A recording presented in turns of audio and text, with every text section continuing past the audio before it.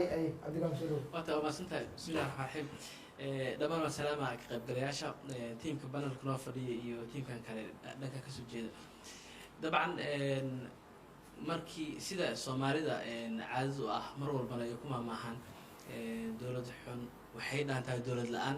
si la mid ah sharci la'aantu sharci oo ay ka buuxaan qodobo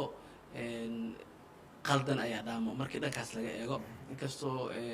maxaa Cabdiwahaab Xuseen in sharci hore u jiro hakadkii la geliyay agaasimaha uu sheegay ha ahaato ama nooca doonta hakad oo ahaadee markii loo eego dhankaas sharciga waxaa moodaa in wax badan oo suuragal ah ama saxaafadda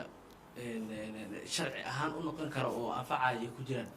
iyadoo dhanka kale aan la difirin qodob dhammaanteen aan isku waafaqsanahay oo ah in qodobo badan oo qaldan ay ku jiraan oo agaasimaha xataa oo lahaa jaanis waxaa jira in dib loo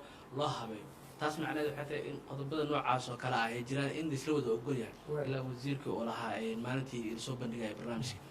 waxaa rabaa inaan soo koobo doodeeda oo abaaro halka ubucda ugu muhiimsan dabcan dawladda federaalka Soomaaliya hadda jirta waxaa jira dhaliilo badan oo marka hore saxaafadda ay u hayeen oo la xiriira in xorriyadii saxaafadda culays badan uu ka jiro dhankeeda oo maalinkii ugu dambeeyay oo loo dabaaldegay maalinta saxaafadda adduunka in saxafiyiin badan ay banaanbax sameeyeen xataa iyadoo taas ay jirtay markii la soo dedejiyo xilli waliba doorashadii ay soo dhowda lagu soo beego xeerkii saxaafadda oo qodobo badan saxaafaddii ay ku diidanayeen ku daba dhaganaayeen ilaa xilliyadii ay soo maraysay maraaxiisha kala duwanaa soo bandhigay iyadoo naftirkeeda culeyskeeda leh laakiin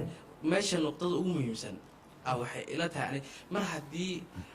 dawladdii saxiixii madaxweynaha kadib ay leeyihiin weli fursadaa jirta dib loo sixi karo warbaahintii kale iyo ururadiina ay leeyihiin qodobadaasaa qaldan meel fiicana la joogaa oo macquul ah laakiin waxaa laga rabaa dawladda in meesha ka saarto qodobka ugu muhiimsan oo ah tuhunka jira